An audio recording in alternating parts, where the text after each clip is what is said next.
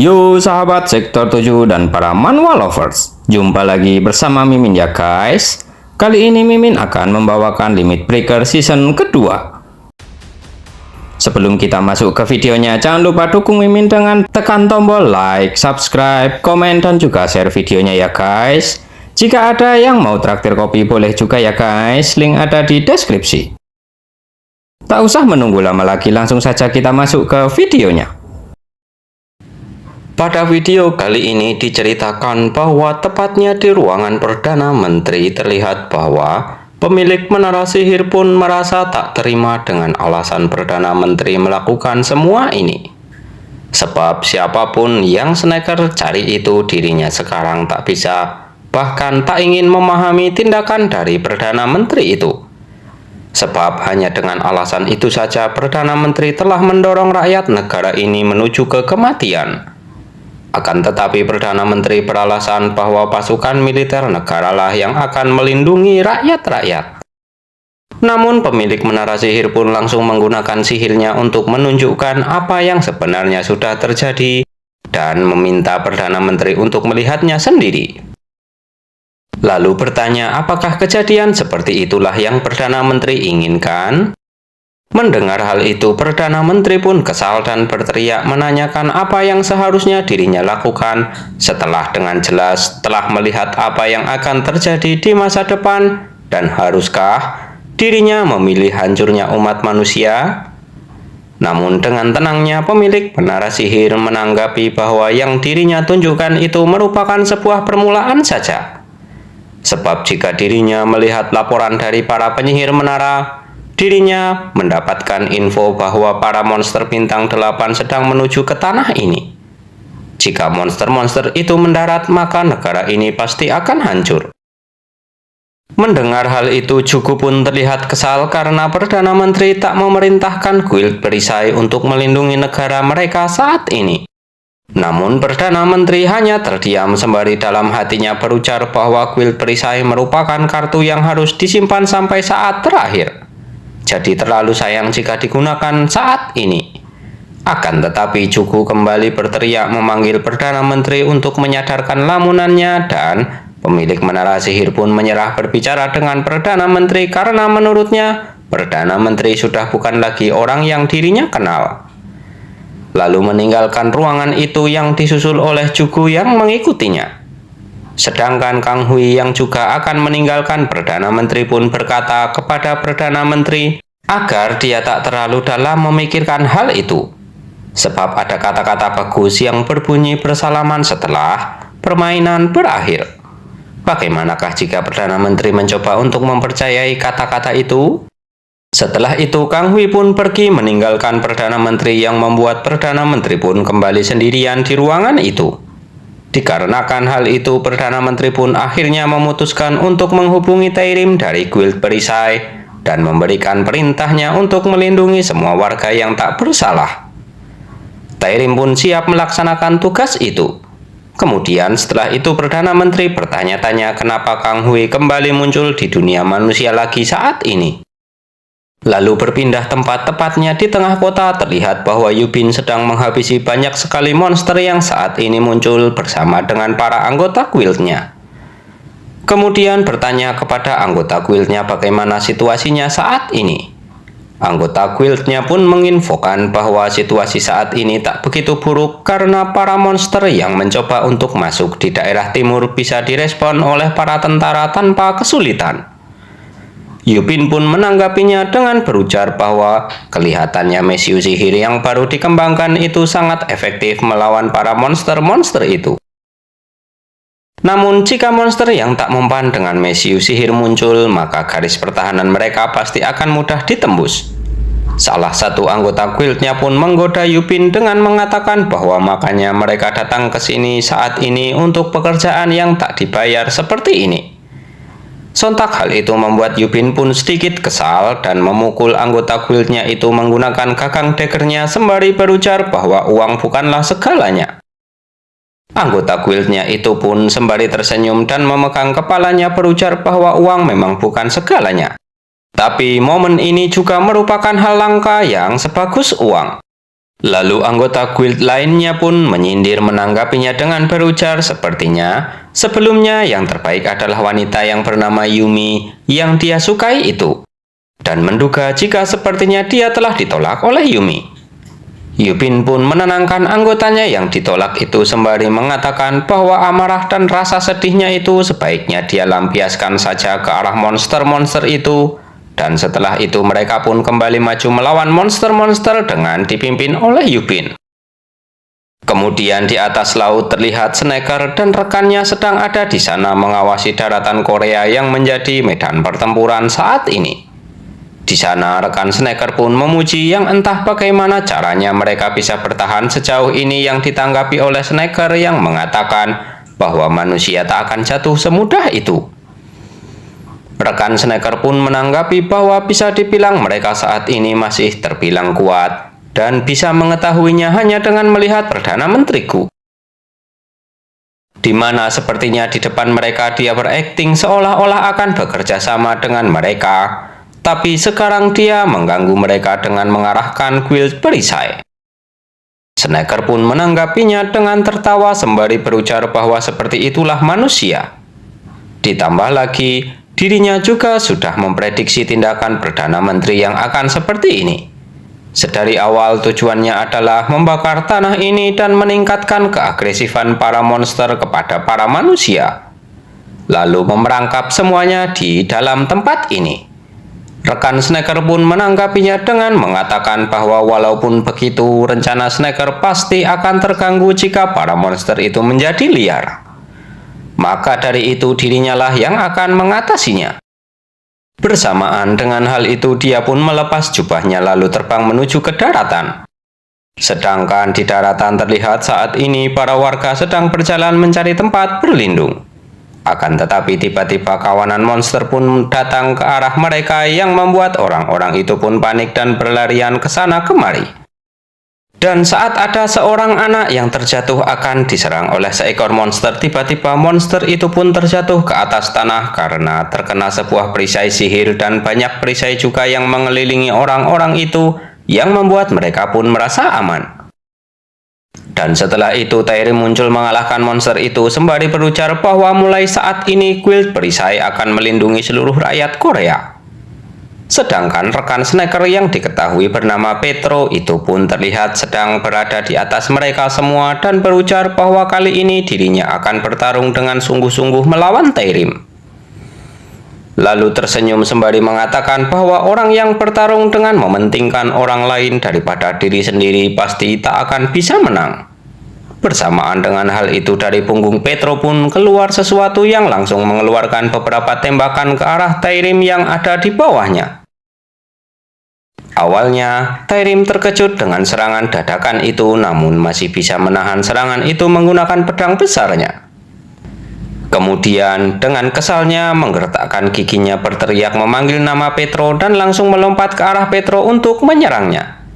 Akan tetapi dengan santainya Petro pun mengaktifkan perisai pelindung untuk menghadang pedang Tairim sembari memuji kecepatan serangan yang Tairim lancarkan itu.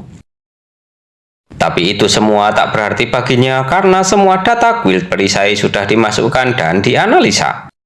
Jadi serangannya itu tak akan bisa menembus perisai ganda miliknya. Namun hal tak terduga pun terjadi karena perisai pelindung Petro pun mulai retak dan hancur yang mengakibatkan pedang Tairim langsung mengenai tubuh Petro. Setelah pedangnya mengenai Petro, Tairim pun dengan santainya berkata, "Matilah seperti ini mesin." Bersamaan dengan hal itu, Tairim pun melepaskan pedangnya dari tubuh Petro yang membuat Petro pun langsung terlempar jatuh ke atas tanah. Tairim pun mengikutinya turun ke atas tanah dan berjalan mendekat ke arah Petro. Sedangkan Petro yang sebelumnya jatuh pun kini perlahan mulai bangun berdiri dan menginfokan bahwa koreksi analisa tentang Tairim pun sudah selesai dan meminta Tairim untuk menyerang dirinya lagi. Sebab akhir-akhir ini persendiannya juga sudah gatal dan tak sabar untuk bertarung. Namun Tairim dengan santainya membalasnya dan mengatakan bahwa untuk Petro itu bukanlah persendian, namun seharusnya namanya adalah bantalan poros yang harus dipoles minyak. Mendengar hal itu, Petro pun memprovokasi Tairim dengan membawa nama kakaknya. Sontak hal itu membuat Tairim pun marah dan langsung melompat ke arah Petro untuk kembali menyerangnya, namun masih bisa dihentikan oleh perisai ganda miliknya yang datanya sudah diperbaharui, serta kali ini bisa menahan pedang dari Tairim itu. Kemudian setelah itu mengarahkan tangannya ke arah Tairim sembari berkata, "Terbakarlah."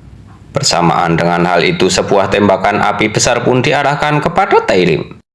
Lalu Petro pun dengan sombongnya berujar bahwa sihir adalah cara paling efektif untuk menghadapi player tipe fisik seperti Tairim.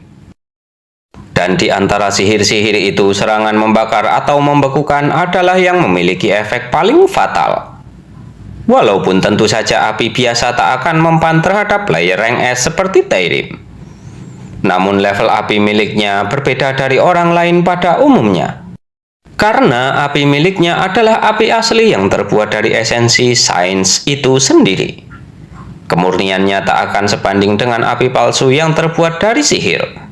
Akan tetapi tiba-tiba Petro dikejutkan dengan Tairim yang keluar dari kobaran api yang menyerangnya dan kembali menebas Petro menggunakan pedang besarnya serta berujar bahwa dirinya sangat benci mengatakan hal ini, namun jika Petro ingin membakar dirinya, seharusnya dia membawa matahari ke hadapannya. Dikarenakan tebasan dari Tairim itu, Petro pun terguling ke belakang dan menggunakan mata kanannya untuk mendeteksi keberadaan Tairim saat ini yang ternyata ada di atasnya untuk kembali menebasnya, namun masih bisa dihindari oleh Petro berkat deteksi ruang miliknya itu. Tairim pun terlihat kesal karena Petro bisa menghindari serangannya itu. Sedangkan Petro berujar bahwa dirinya harus memperbaiki data miliknya lagi karena ternyata pertarungan hari ini tak semudah dugaannya.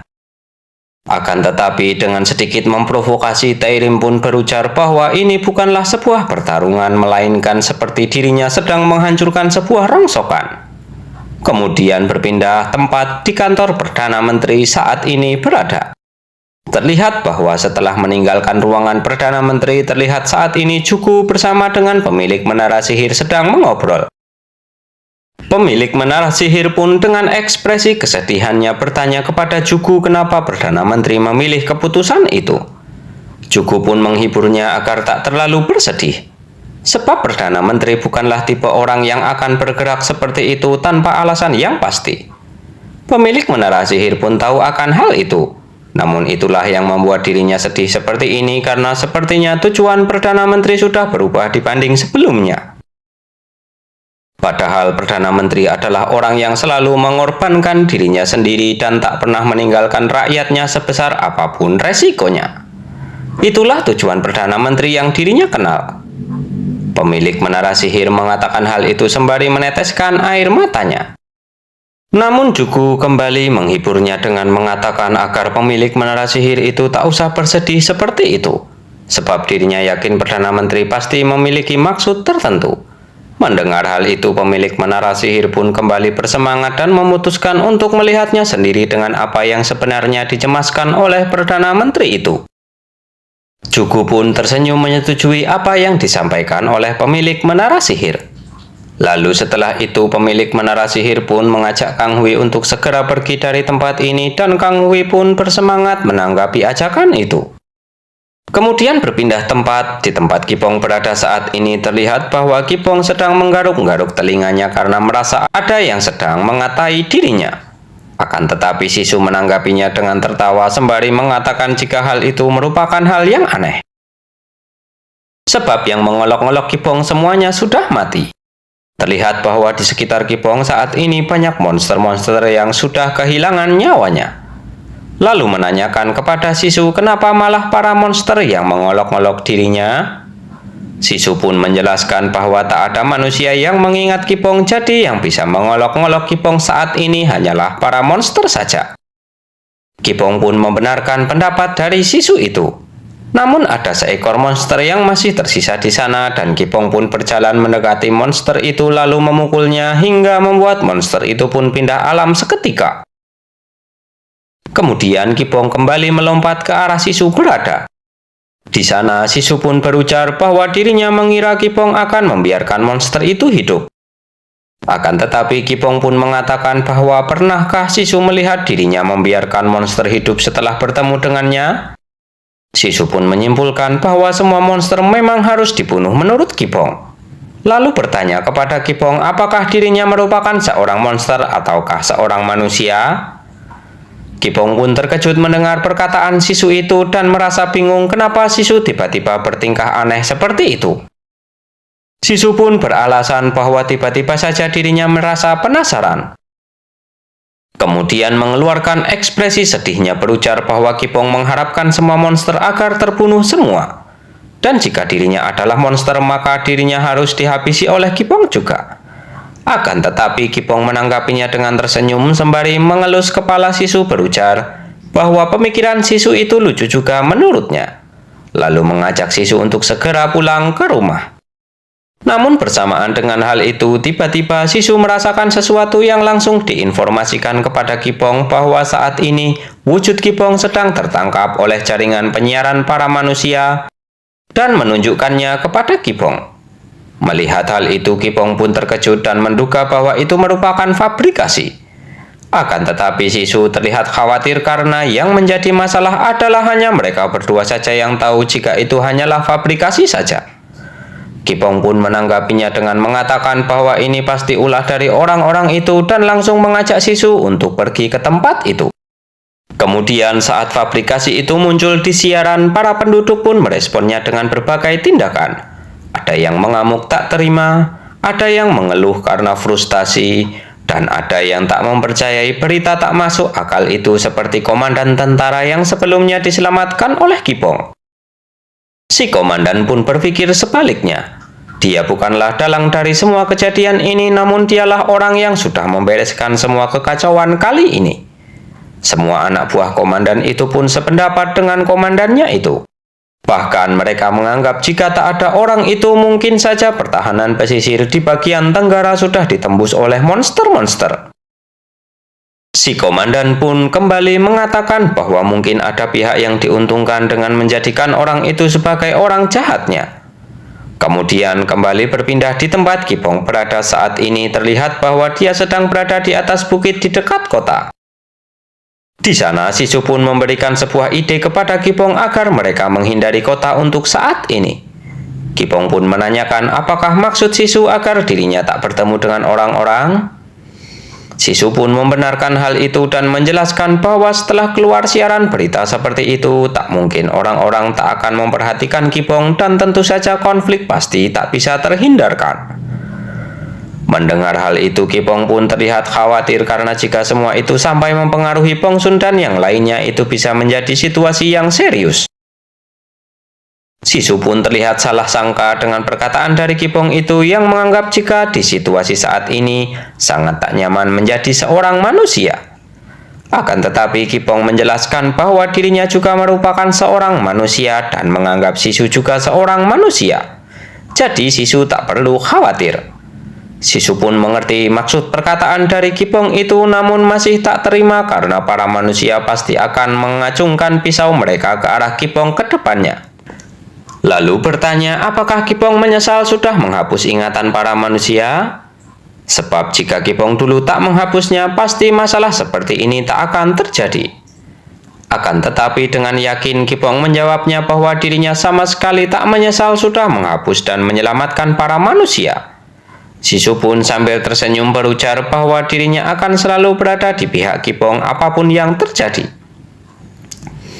Kipong pun menghela nafasnya sembari berkata jika sikap Sisu itu ada-ada saja. Kemudian menanyakan di manakah keberadaan Pongsun saat ini.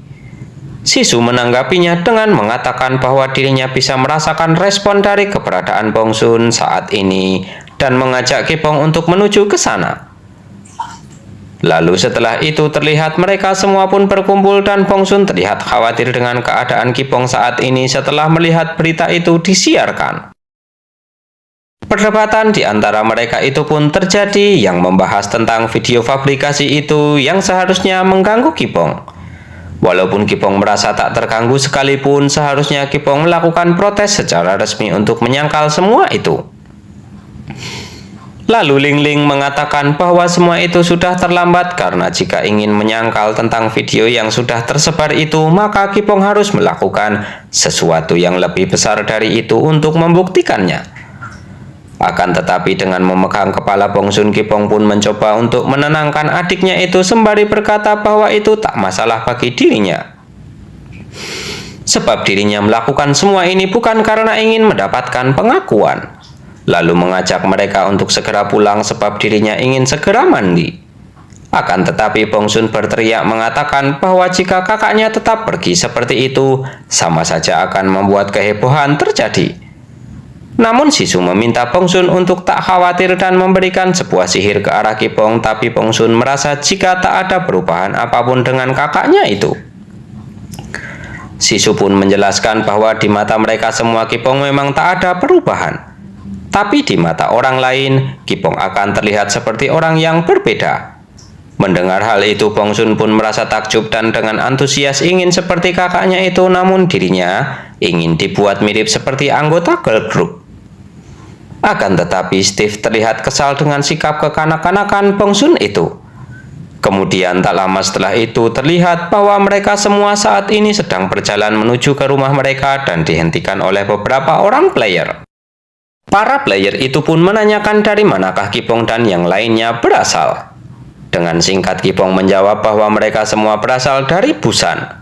Akan tetapi player itu pun terkejut karena info yang beredar sudah tak ada warga sipil yang tersisa lagi di Busan, dan bertanya apakah mereka semua merupakan seorang player sembari meminta agar mereka menunjukkan kartu identitas mereka masing-masing. Sebab saat ini sedang dalam kondisi krisis, jadi orang-orang tak bisa keluar masuk kota sembarangan. Ditambah lagi di antara mereka ada orang asing. Mendengar hal itu, Steve pun sempat merasa takut ketahuan bahwa dirinya dan Bongsun berasal dari Badan Intelijen Amerika. Namun dengan kekuatan Sisu, akhirnya mereka semua pun dipersilahkan untuk memasuki kota tanpa ada kendala yang berarti. Kemudian berpindah kembali ke pertarungan antara Taerim dan Petro. Terlihat bahwa mereka sedang melakukan pertarungan yang sengit, saling jual beli serangan. Petro pun menyerang Taerim menggunakan sebuah laser miliknya yang masih dapat ditahan oleh Taerim, yang membuat Petro pun terkejut. Tak sampai di situ saja, setelah itu Taerim pun melompat ke udara dan langsung menebas tubuh Petro yang langsung membuatnya jatuh ke atas tanah. Dalam kondisi sekarat itu, Petro pun terlihat terkejut karena Taerim menjadi lebih kuat dari sebelumnya saat terakhir kali mereka bertemu. Dengan santainya Taerim menjelaskan bahwa dirinya menjadi kuat seperti itu karena ada orang yang ingin dirinya lampaui. Lalu menusuk Petro menggunakan pedang besarnya yang membuatnya pun langsung pindah alam. Akan tetapi tiba-tiba bawahannya pun mendatangi Taerim dan melaporkan agar dia melihat berita yang sedang disiarkan hari ini. Taerim pun merespon dengan mengatakan bahwa mereka harus memastikan kebenarannya dahulu. Bawahannya pun berujar bahwa tak perlu ada yang dipastikan lagi karena dari video itu sudah jelas terlihat. Akan tetapi Taerim tak menanggapinya dan mengingat masa lalu yang telah dilupakan oleh semua orang sembari berujar bahwa padahal dirinya sudah hampir mendekatinya kali ini. Bagaimanakah kelanjutan ceritanya? Kita lanjutkan di video berikutnya ya guys. Terima kasih sudah menonton. Jumpa lagi dan bye-bye.